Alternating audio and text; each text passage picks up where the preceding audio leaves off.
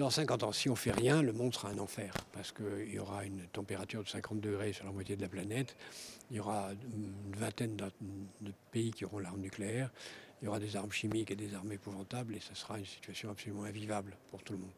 Par contre, si on fait attention, si on arrive à avoir une conscience de l'importance de travailler dans l'intérêt des générations futures, alors si on oriente la production mondiale vers les secteurs de l'économie de la vie et qu'on élimine très rapidement les énergies fossiles, les sucres artificiels et tout ce qui tue les humains, là on peut avoir une planète vivable et qui crée des richesses et qui rend une espérance de vie bien meilleure que celle d'aujourd'hui. Je pense que ce partenariat est stratégique tant pour le Maroc que pour l'Europe. Et d'ailleurs, un partenariat n'est réussi que s'il est bon pour les deux. Pour l'Europe, c'est évident. L'Europe a besoin du Maroc de 1000 façons. D'abord, parce que le Maroc est un pays voisin extrêmement qualifié, avec des ingénieurs de haut talent. J'ai visité avant-hier une entreprise à Casablanca qui me montrait ce très haut niveau de développement dans beaucoup de domaines, et je suis tout à fait convaincu que c'est un partenaire très important pour l'Europe. Ensuite, parce que beaucoup de choses qui sont faites aujourd'hui en Inde ou en Chine pourraient être faites plus proche de l'Europe.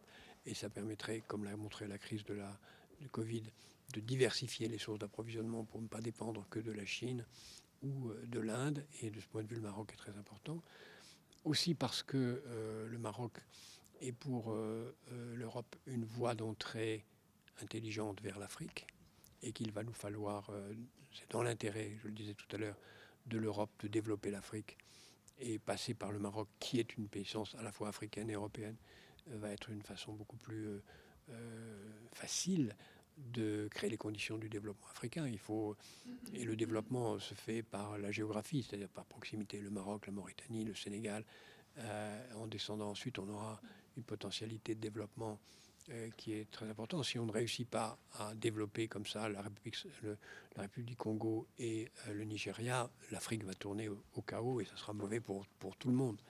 Donc nous avons, nous, Européens, absolument intérêt à faire du Maroc un partenaire beaucoup plus important. Pour le Maroc, c'est évident que tous ces débouchés importants sont en Europe et en Afrique, et ça sera bon pour tout le monde. Est-ce que ça veut dire qu'il faut que le Maroc devienne un membre de l'Union européenne ? Non, parce que malheureusement le Maroc n'est pas en Europe, mais ça doit être un partenaire absolument privilégié, et on peut aller beaucoup plus loin que là où on est aujourd'hui. Et en plus, l'Europe a beaucoup à apprendre des Marocains, parce que les Marocains ont montré, en particulier dans la crise récente, qu'ils étaient capables de trouver des solutions que les Européens ne trouvaient pas. D'abord, je pense que les pays africains ont un développement d'une priorité à donner à leur santé, à leur système de santé absolument majeur. Et ça doit vraiment être une des grandes priorités. Donc lutter contre la corruption, développer les systèmes de santé me paraît vraiment une priorité. Et à partir de là, l'aide internationale doit venir. D'abord l'aide de l'OMS et de COVAX pour la vaccination, qui est très importante, mais au-delà de ça, parce que ce n'est qu'une des dimensions, tout ce qui tourne autour de l'hygiène publique mériterait d'être davantage aidé. Mais si on regarde que l'action des gouvernements, il faut vraiment qu'ils consacrent beaucoup plus d'argent à la santé.